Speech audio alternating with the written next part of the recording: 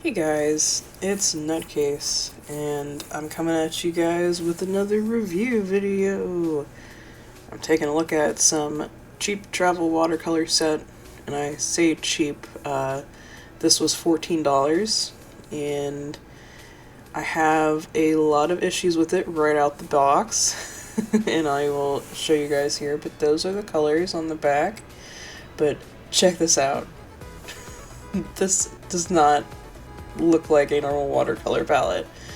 The trays do not stay closed on it. The middle part of the tray is all plastic. It is solid plastic with these two metal lid thingies attached to it, which is interesting. Now, what I'm basing my comparison on is going to be this, which is a De La Rowney travel watercolor set that I recently got from Scrawler Box. I absolutely love this travel set, and I can mix with it amazingly, and so I'm kind of using it as the base for what I'm comparing what this should be able to do, because they're both supposed to be travel watercolor sets, they're both supposed to be student grade, and this brand, MIYA HIMI, which you may have heard of because they do another paint that's very popular here on YouTube, which is the Jelly Gouache set, which I happen to get a set of that as well,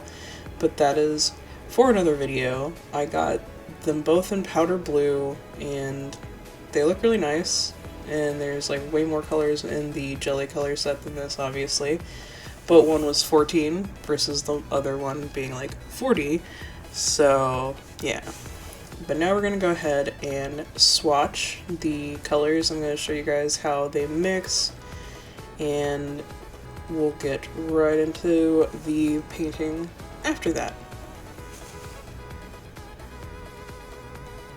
So for all of the colors, I just put a little bit of water on each to try and help activate them before swatching. I've seen a lot of other people do this. It does seem to help. Now, a lot of times with cheap watercolors, you will hear the term chalky come up, and I don't feel like this one has that kind of texture. It is a very smooth, still texture once it's even dried. It may look a little chalky from like the texture on the paper, but it doesn't feel or actually look like that in person. But I think that's one of the few things going for this set. I don't think the pigments mix very well. You'll see while I'm swatching that even though like the colors look streaks throughout the just like stroke and trying to, you know, paint it on and whatnot, and it just, I don't know, like I've never encountered a watercolor where when you mix them together and they look mixed, they're not actually mixed. Which is weird. Like you can see in the greens that I tried to mix, especially that was the case. But I don't know. But let's get into the painting. So I was trying to get a good skin tone, which with the De La Rowney set is super easy, and with this one not so much. But I was eventually able to get one and able to do some tonal differences, so it looks like she has blushing on her hand, face, shoulders, etc. One of the things that I found with this paint that I could not get was a decent, just flat wash. And it wasn't anything to do with like how much water, like the hair I tried putting all the water down and trying to get it all, but like it did not want to spread, so I'm guessing that there isn't a bunch of spread in this. I don't know all the watercolor terms to be able to give you guys like a educated like review like that, but it's more, again, this is just more my experience with these. Also, through no fault of the palette, I just don't like this picture because I don't especially like the color palette I chose. I still hadn't figured out what I wanted the color palette to be for this character, and I still am trying to figure it out. I know I want it to be like purple reds, but I didn't stick with that, and I threw in blue, which really threw it off to me, and I don't know, like, there was just something about that like, I don't know.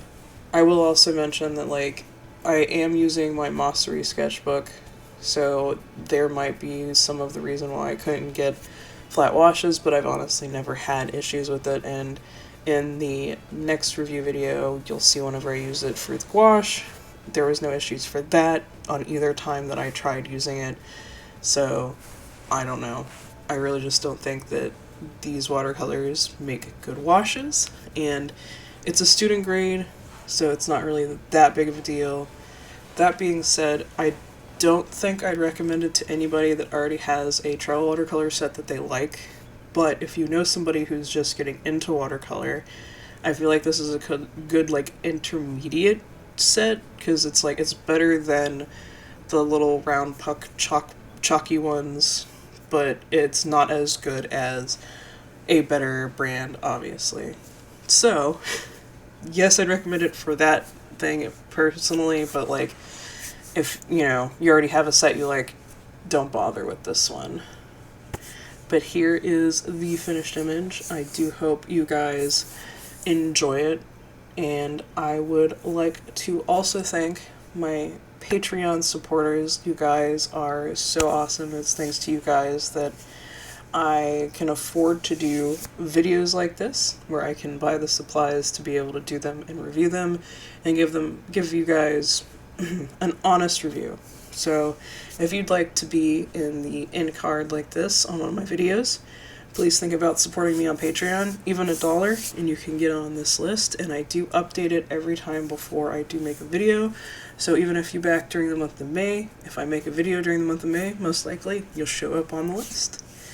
Alright guys, thank you guys for watching this video, and I will see you next week. Bye!